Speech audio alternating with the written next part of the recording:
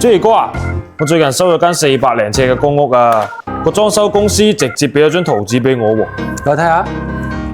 哦，點啊？報咗幾錢啊？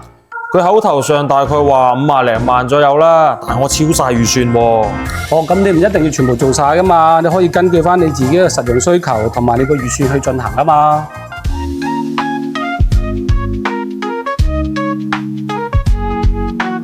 好多業主朋友第一次做裝修嘅，佢哋未必懂得根據自己嘅預算同埋自己實用要求咧做一個規劃嘅。今次咧我就根據呢份圖紙，就同大家分享3種比較實在啲嘅預算，同大家做一個參考嘅。好，依家分享第一種預算嘅，咁就係一種全爆嘅，咁就全新做過晒嘅，全新佈局啦。咁我哋由清拆工程講起嘅。咁就佢個灶台同埋咧廚廁嘅牆身地台咧就舊有嘅瓷磚啦，就拆過晒佢嘅，預算喺2萬蚊度嘅。咁啊，第二咧就係水喉工程嘅，廚廁咧就係全新入牆做銅喉嘅床暗喉，你預算喺25000蚊度啦。咁就配電工程嘅，都係入牆做暗喉嘅，做暗線嘅。咁大概50個位度啦，咁就你預佢喺45000蚊度嘅。咁啊，第4樣嘢咧就係泥水工程嘅，廚廁嘅牆身同埋地台咧，包括埋廳房嘅地台同埋個地腳線嘅，會鋪瓷磚嘅。咁啊呢度咧就係預佢13萬度嘅。咁啊，下一步咧就係油漆工程嘅，全屋嘅廳房咧就鏟底嘅，咁就全新做乳膠漆嘅。你預計呢度咧係6萬蚊左緊，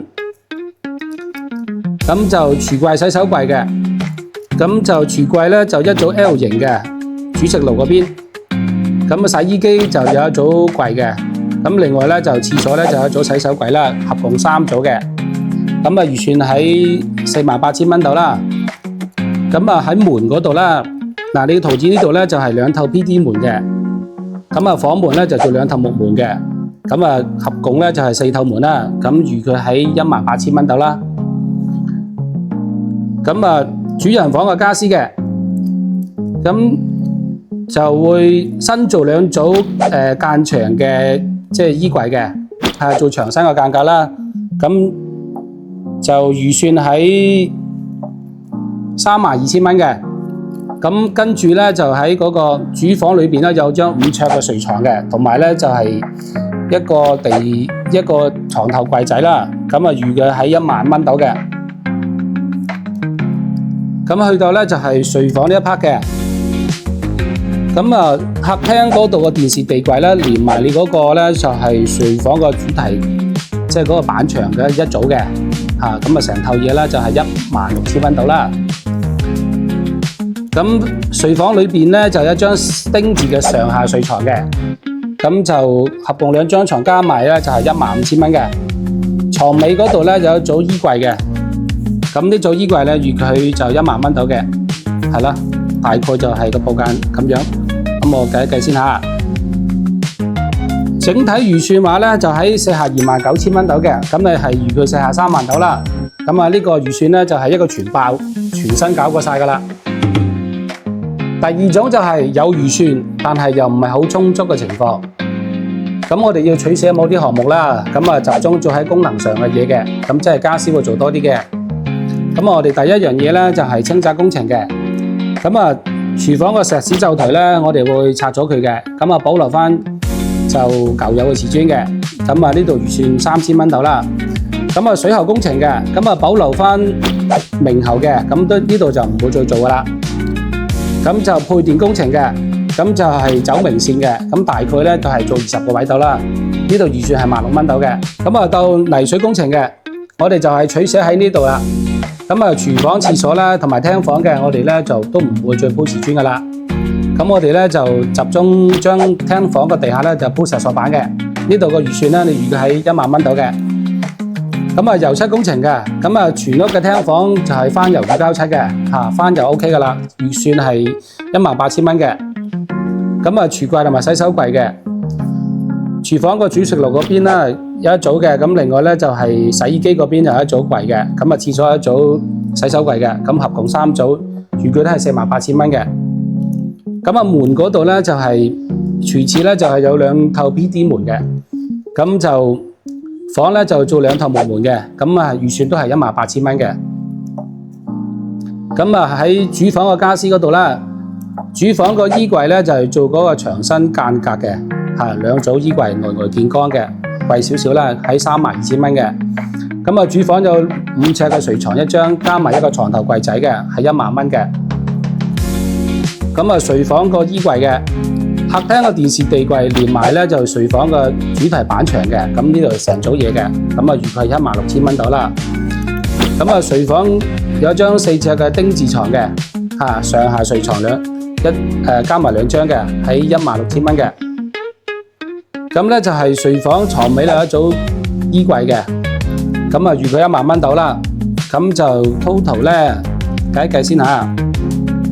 咁啊喺196000蚊到嘅，比頭先個預算咧就少咗一半噶啦。咁啊廳房咧個實用性咧都好強嘅，咁啊只不過咧係廚房同埋廁所保留翻原有嘅瓷磚同埋水喉嘅，咁啊全屋嘅整體效果咧其實都好舒適噶啦。咁啊第3種預算咧就係適合一啲比較短期使用嘅，同埋手頭比較掹緊嘅。咁但係咧我哋都會保留翻實用嘅間隔嘅。咁啊，第一樣嘢咧都係由拆嘢開始講起啦。咁啊，廚房咧就係清拆翻灶台嘅，咁啊保留翻原有嘅瓷磚啦。咁啊呢度咧都係3000蚊嘅。咁啊水喉工程嘅都係保留翻原有嘅明喉嘅，就唔使再做噶啦。咁啊配電工程啦，咁佢原身係明線嘅，咁我哋加多10個位啦。咁啊預計係8000蚊嘅。咁啊泥水工程。咁就呢度咧就係我哋都唔會再做噶啦 ，cut 咗佢嘅。咁啊都係咧就係做石塑板嘅，廳同埋房咧就全身做石塑板啦，預計1萬蚊嘅。咁啊油漆工程嘅就全屋嘅廳房咧都係翻油做膠漆嘅，咁呢度都係18,000蚊嘅。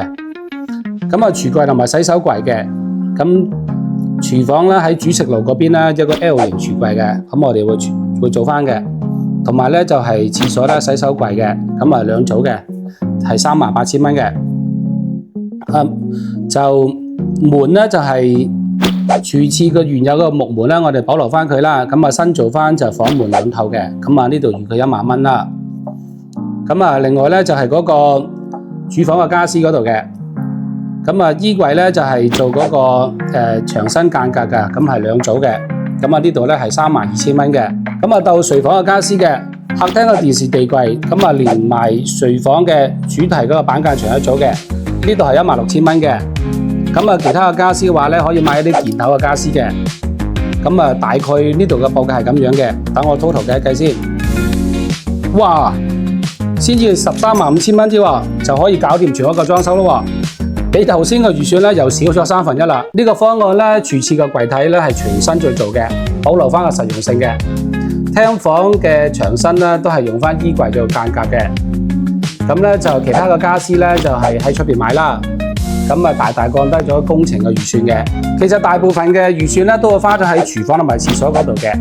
如果你懂得取捨廚廁嘅項目嘅話咧，你可以大大降低咗裝修嘅 budget嘅。如果你有唔同嘅戶型，亦都有唔同嘅疑問嘅話咧，你可以喺留言區留言俾我哋嘅。希望大家運用到你嘅預算，做到理想嘅效果啦。我係 Jackie，想要裝修冇煩惱，記住留意我 channel。